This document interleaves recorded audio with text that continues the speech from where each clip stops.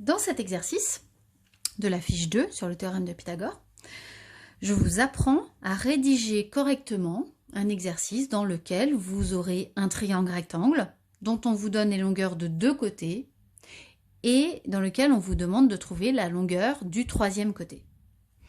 Donc, le modèle de rédaction, c'est la colonne de droite du tableau. La colonne de gauche, ce sont les questions que vous allez vous poser au fur et à mesure de la rédaction. Alors, on commence. D'abord, première question à se poser, suis-je dans le cas où je peux utiliser le théorème de Pythagore? Le théorème de Pythagore ne s'applique que dans un triangle rectangle. Est-ce que c'est le cas ici? Oui. Donc, oui, car IRT est un triangle rectangle.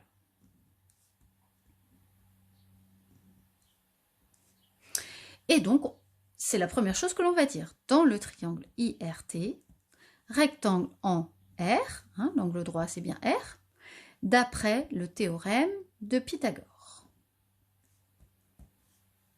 Et donc, ce qu'on va écrire, le théorème de Pythagore, il nous dit que le carré du plus long côté est égal à la somme des carrés des deux autres côtés. Vous vous rappelez, c'est ce qu'on appelle l'égalité de Pythagore. C'est la première chose qu'on va écrire ici.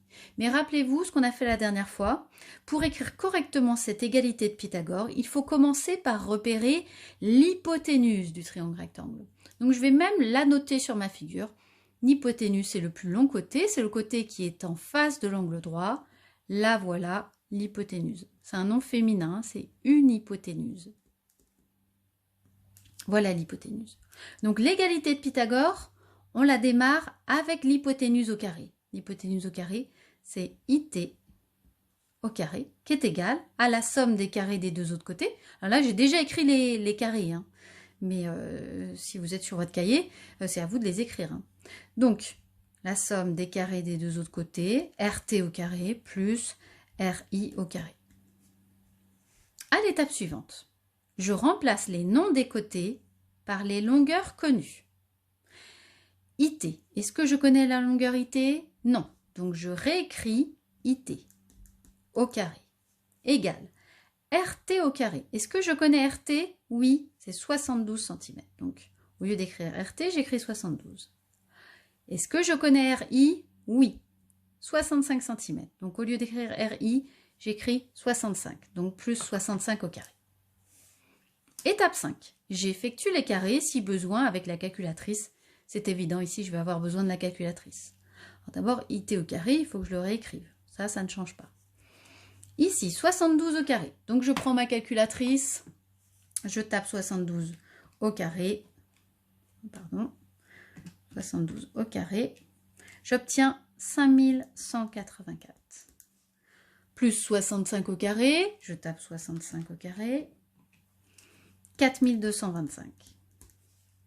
À l'étape suivante, je poursuis mon calcul, toujours IT au carré, égale, là j'effectue 5184 plus 4225, j'obtiens 9409.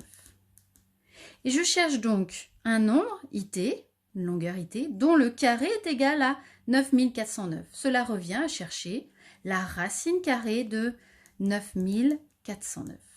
J'utilise ma calculatrice, là encore. Racine carrée de 9409, et je trouve exactement 97 cm. Voilà. À vous maintenant de faire l'exercice 2 en suivant le modèle. Regardez bien la colonne de gauche avec les questions à vous poser et vous rédigez soigneusement. Alors ça, bien sûr, vous le recopiez sur votre cahier. Si vous n'avez pas d'imprimante, vous recopiez la partie droite sur votre cahier, pas la partie gauche.